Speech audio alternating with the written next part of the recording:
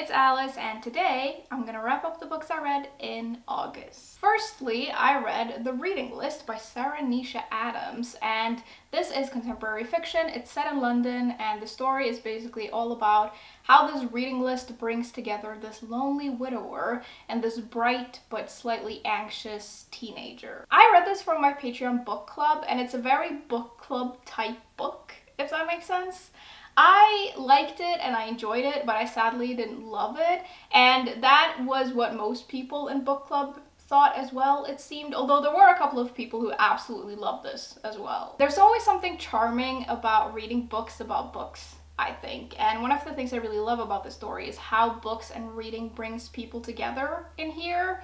Reading can be a great escape and it can be a break from everything, and I feel like this book really captures that very well, which is something that I feel like all book lovers and readers can relate to. We mainly follow two perspectives in here. We follow the teenager and the widower, and then we have these interspersing chapters of basically the journey of the reading list and the people who have come into contact with it, and we're sort of tracking it backwards. I didn't love those chapters as much, but I really enjoyed reading about the two main characters, especially the widower. I just loved his chapters, and I just loved seeing him trying to make sense of the world that is moving very, very quickly, and he's trying to find connection, and I just loved him. I actually really like how this whole book is a lot about connection and relating to other people, and how important connection is in all stages of life and in all kinds of different situations. And I think it's interesting that we're following two very different people, and they're in very different parts of their lives, but they are struggling with some of the same things and some of the same feelings, which I think is very interesting. My biggest letdown, if you can call it that, with this, and I said this in my midway check-in for book club, like we do a little check-in when we're halfway through the book, I said that I felt like I knew at that point exactly what was going to happen for the rest of the story. I knew what was going to happen to the characters. I felt like I knew who had written the reading list, and as I kept going, I was hoping that it was going to prove me wrong, and it just didn't. I was right about absolutely everything. Because of that, and the fact that this didn't dig as deep as I would have liked in some areas, and although the writing style is fine, it didn't do a whole lot for me. Because of all of that, I just have kind of mixed feelings about it. I think it's an enjoyable book. It's very easy to read. It's sweet and heartwarming, and it's doing a lot of things. It just didn't quite work for me because I lost interest a little bit, because I just kind of finished it because I wanted to know if I was right or not. And I was, and that makes it a little bit less of an interesting read, I guess. I do think a lot of people would really like this though, and so I kind of recommend it, but for me it was just fine. I gave it a 3 out of 5 stars, and that feels honestly a little bit generous. But I think it's good, maybe just not for me. Secondly, we have got The 7 Ages of Death by Richard Shepard, and this is a nonfiction science memoir type book, and it's about death, which is one of my favorite topics to read about, as you may know. And it basically takes a look at death in different stages of life and what it might entail, and we get to take a look at different cases that this author has worked on as a forensic pathologist. So I picked this book up because I read the book Unnatural Causes by this author, and I loved it, and I just saw this book in a bookshop and I just picked it up right away because I thought I was gonna love it because I read that other book, and I was right. This was great. This one is structured slightly differently than Unnatural Causes, but it still has a lot of the same style. It maybe has less memoir bits than Unnatural Causes, but we still get some of it, and we get to take a look at all of these interesting cases from this author's career. And although it's tough to read about, we get to read about death in all kinds of different ages. It is very much about death, dying, and what our bodies can tell us when we're gone from it, I guess, but it's also about the different dangers in different ages, which I thought was very interesting, like the ways you're most likely to die in different ages.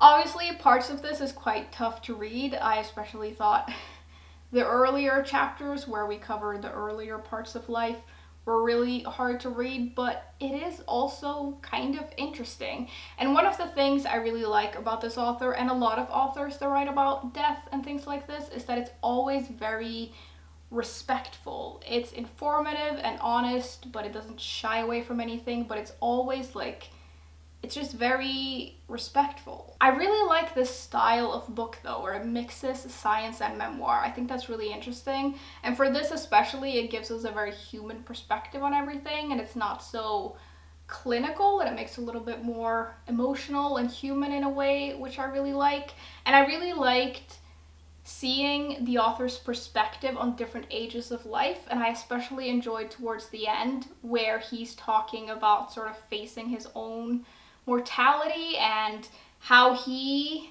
after having seen so many things in the human body and the damage that we do to it on purpose when we don't, like, we know that it's bad for us, it's interesting to see how he knows all of that and he sees it, but he can't always help himself either when it comes to certain things. And so I felt like, especially towards the end where we're talking about old age and he's reaching old age, getting his perspective on that was just very interesting and a little emotional. I just thought this was really very, very good, very interesting, and it's clearly written by someone who's intelligent but also knows how to share his knowledge. It is a little harsh and it doesn't shy away from the main event, if you want to call it that, but like, what else is a book about death supposed to do?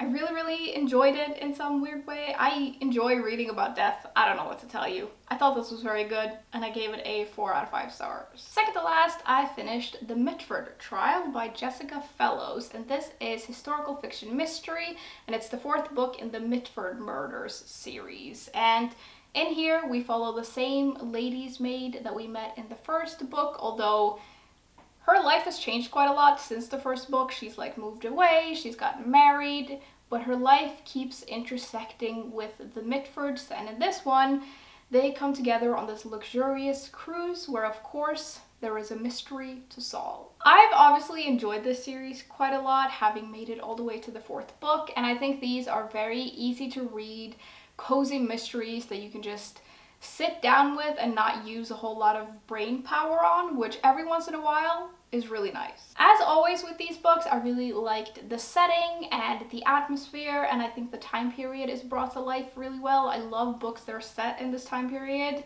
I think the mystery in here is good, but it took a good while to get going, I felt, and it was a little bit of a slower book. I do think maybe this is my least favorite in the series though, and to be honest, I can't really pinpoint why. I think maybe I'm starting to find these books a little bit repetitive, and I've thought about it a little bit, and I'm realizing that the further into the series I've gotten, the less I actually care that much about the characters, and the less I'm really all that interested in them. I think this might just be a case of me being done with the series without that being a super negative thing. Like, I think I've just read enough about this in a way, and with the other books I've always felt an inclination to pick up the next one and I've looked forward to it, but with this I don't really. I just think I have read enough in a way. I did still really enjoy this though. I think it was a solid 3 out of 5 stars, but I don't think I'll keep going with the series. Lastly, we have a book in Norwegian. I read En seksti under by Tor Håkon Gabriel Håvardsen, and this is a non-fiction book. It's a memoir, I guess, basically, and it's again a book about death. The author of this is a funeral director, which in Norway encompasses a lot of things. I know that that means different things in different places and people do different things in different countries and stuff, but here being a funeral director, at least in this case, means that you go pick up dead bodies in all kinds of conditions, you get the body ready for burial, and you plan the funeral, and you basically just do everything. I was, perhaps oddly, very excited to read this book because I've read quite a lot of books about death and funerals and burial rituals and all kinds of different traditions, and I've realized that people do things very differently in all kinds of different places and cultures, and I felt like I didn't really know what we did, like what we usually do here in Norway, and I wanted to learn. And I certainly did. This is, like a lot of books about death that I've read, somehow incredibly respectful and absolutely brutal all at once.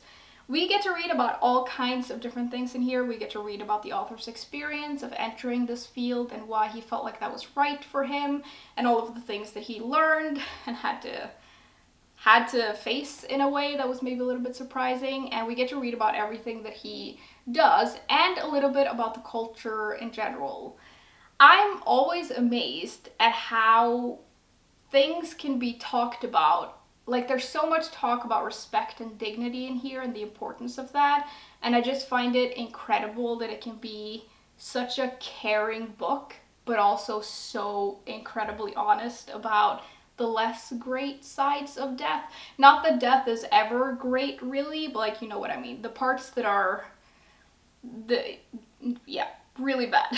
There's a lot of love and care in this book. I think that's obvious, but there's also sadness and darkness and absolutely brutal things, and it is that way because it's honest, and I think that that's important. And it does say on the back here that this is not for the more delicate souls among us, and I feel like that's pretty accurate. This is some rough shiz, guys. Because I'm me though, and this is a really good book, I very much enjoyed this. I feel like I learned a lot, and for me, reading books about death is all about demystifying it, and like learning more about it makes me feel less scared of it, which is why I started reading these books in the first place. I think this is a book I'm gonna revisit a lot. I know that these kinds of books are not for everyone, which is fine, but for me, I find them very helpful, and I thought this was very, very good, so I gave it a 4 out of 5 stars. Those were all the books that I read in August, though, so that's gonna be it from me today. I would love to know what you all have been reading lately, and as usual, thank you very much for hanging out with me, and I will see you soon. Bye!